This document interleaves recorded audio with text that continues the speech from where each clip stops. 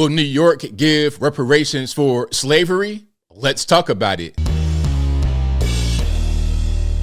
How's everybody doing? My name is Anthony Brian Logan, and today we got to talk about New York Governor Kathy Hochul signing into law a bill that creates a commission to study reparations for slavery for Black Americans in New York. Now, this, in my opinion, is top tier pandering, top tier. Because this is the very same thing they did in California. Remember that commission they had talking about let's get $500 trillion each and let's get a pony and a yard and all kind of stuff. Has there been any action taken as a result of what they found in their study from the commission? When I see Los Angeles and I see the famous homeless encampment called Skid Row, that's 80-90% Black.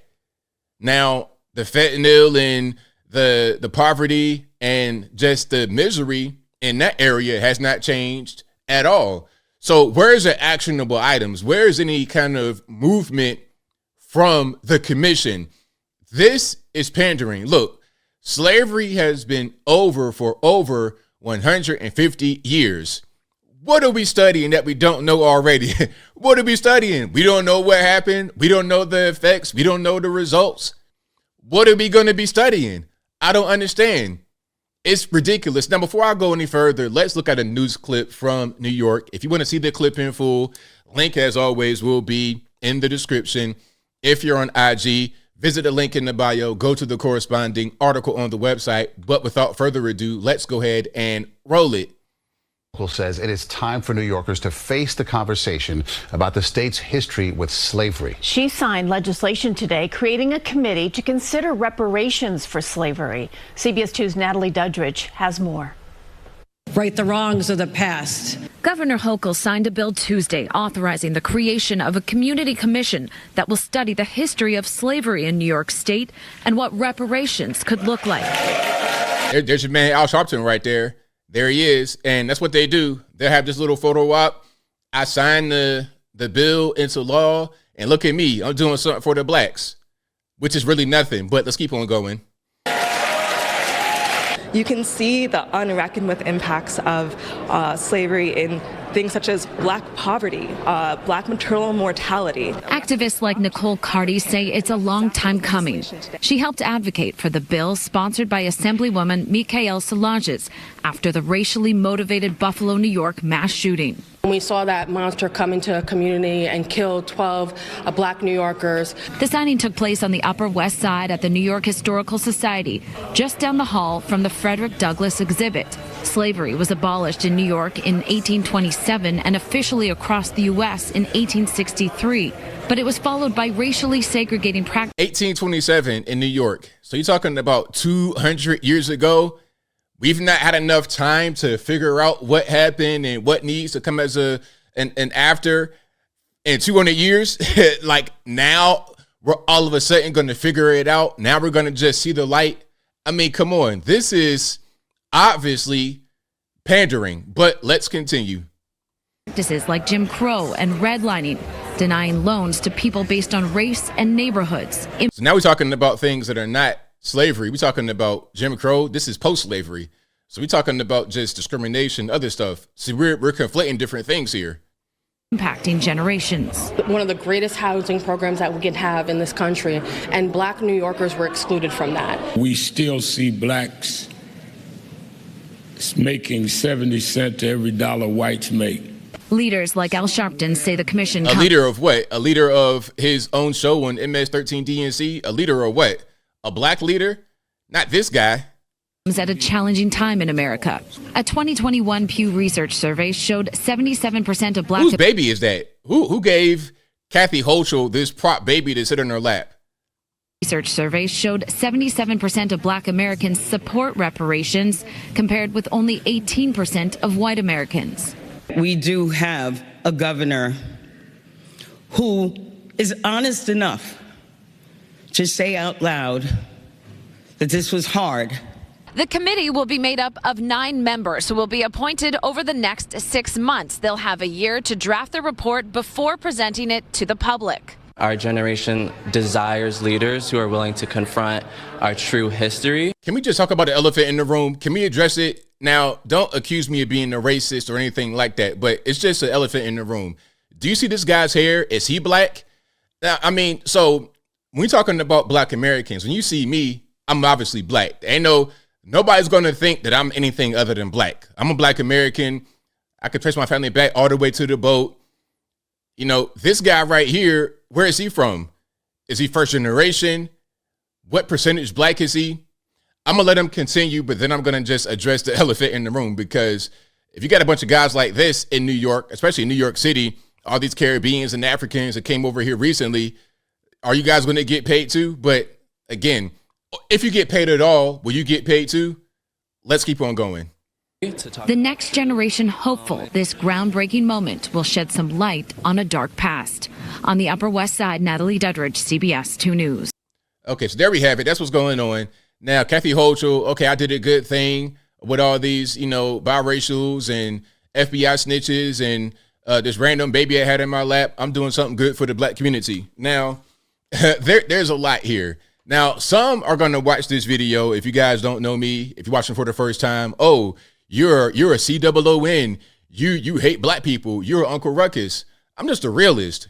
I'm a realist. We saw this happen in California. It was the same thing. Okay, we're going to have a study. We're going to have a commission, and then we're going to figure out what we're going to do. Okay, the study was complete. They submitted the report, and now what? Crickets. It'll be the same thing here. And then if there's anything that happens, where's the money going to come from? Your own tax money, your own dollars.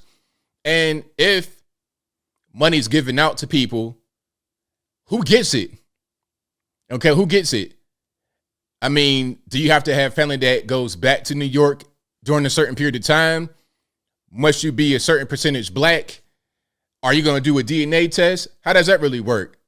Young boy with the pretty hair I just showed you, is he even black? Would he even be eligible for any of this? If you're like, let's say a Barack Obama is interesting. He's probably the perfect example I can use, because let's speak about Obama for a minute. Now, Obama, in American terms, would be black, but in reality, he's biracial. There was a certain law, and I'm going to get a little bit deep here, so y'all just hang with me. Y'all stay with me. There was a certain law in the U.S. that said if you have any admixture of black, you're black. Any admixture of black, you're black. Mariah Carey, all these people, Beyonce, you're black. Now, that same rule doesn't apply to other groups of people, like Mexicans. Mexicans, in reality, the mestizos, the light-skinned ones, they're kind of tall, they're mixed with native and Spaniard, so native and white. But nobody calls them native and nobody calls them white. At best, they're called mestizo, and people just normally say Mexican.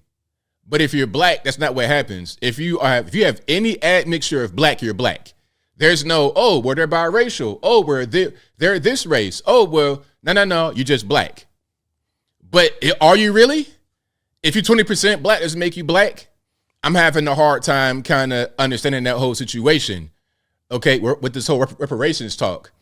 And if you have an admixture of white, you may have ancestors that own slaves. Going back to Obama, his mother and her family owned slaves at a certain point in the past, right? Her ancestors owned slaves in America. And his father is African, so he's not actually black American. He was born here, but his dad is from Kenya and his mom is white. So does he get paid? Does he get any money? And again, where does it really come from? These questions I ask people, and they want to call me names rather than answering the question. The same thing will happen here. They won't actually do anything. If you ask this commission these questions, they'll call you names. They'll make up all kind of random stuff. We want to get $500 trillion from the U.S. government for each family, and it'll never happen. And then it'll be the next place having a study, and the next place having a study, so on and so forth. It's pandering, pure and simple. Now, as I close, I want to say this. Any other group, when they want something, when there's a need to make something happen, it gets done. Okay, we might have 2 or 3 hate crimes against Asians. Okay, now we got this whole movement, Stop Asian Hate. We need to Stop Asian Hate crime bill. Okay, cool, done. There's no study needed. We don't need 200 years past the time when the event happens. There's a problem. Fix it right now. It's done. The illegal aliens, you got things happening for them right now. We need housing. We need jobs. We need to become citizens. We need. Okay, cool. You got it. Black American reparations for slavery. Oh, man. We got to do a study, man. We got to figure it out. Man, we get back to you in 200 more years. This is dumb. This is bogus. I'm not buying it. And I hope that you're not buying it either. And I think I'll leave that right there for now. And what say you? Do you think that this commission will have real solutions that get pushed forward, that actually get worked on, that actually happen? Whatever your thoughts are, let me know in the comments below. You guys know where I'm at. This is all bogus. It ain't nothing but pandering. It ain't nothing but a photo op. Nothing will happen. And the reason why nothing will happen is because nobody really cares. Who cares? I mean, some of us care, but not enough of us actually care to even be involved. The average New Yorker will not even know about this event that happened. They will have no idea. So then when nothing happens as a result, nobody will say anything. A select few will. And ironically enough, I get called the anti-black guy, but I'll say something. I said something about California when that didn't happen. I'm saying something about New York because that ain't going to happen. I actually say something, but my voice doesn't really matter. New Yorkers ain't going to know about it. And the so-called leaders, your Al Sharptongues, they don't really care. They get in the bag to show up for the picture. They don't care about what happens afterward. As long as he keeps his show on MS-13 DNC and keeps getting paid these Marshalls and Ross for less suits that are actually very expensive, it don't really matter. He's good. He's fat and happy. Boy, slim, but used to be fat. He's good. He don't really care. And the beat goes on. It'll be the next guy. When he kicks the bucket, it'll be the next guy to come in to replace him right on the same show. And it'll be the same old story year after year. And if I'm lying, y'all let me know in the comments. But whatever your thoughts are, please let me know in the comments below. And that's all I got to say for this video. If you like what you heard, please comment, rate, share, and subscribe. Peace.